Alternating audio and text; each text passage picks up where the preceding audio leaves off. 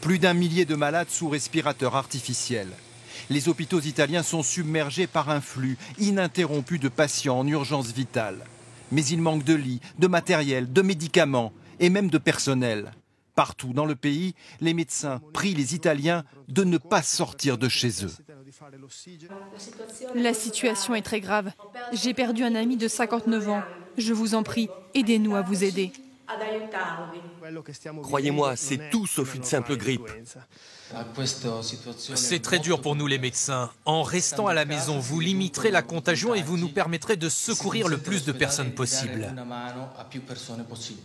Cette semaine, le gouvernement italien a rappelé 20 000 médecins à la retraite. Mais cela ne suffit pas. À la une de la presse, cette photo d'une infirmière épuisée, effondrée sur son poste de travail. Elle est devenue le symbole d'un système sanitaire en déroute.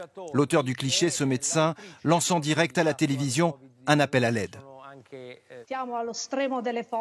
Nous sommes au maximum de nos capacités physiques et mentales. Aidez-nous. Les hôpitaux sont arrivés à saturation.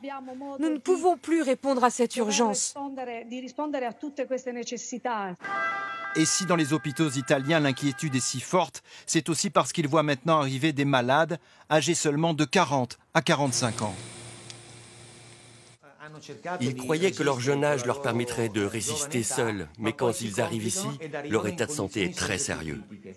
L'Italie appelle à l'aide, mais son salut ne viendra pas de l'Europe. Hier, les 27 chefs d'État ont communiqué par visioconférence pour se coordonner. Mais la France et l'Allemagne ont fait savoir qu'elles garderaient pour elles le matériel sanitaire. Paradoxe, c'est la Chine, où l'épidémie régresse, qui va aider l'Italie.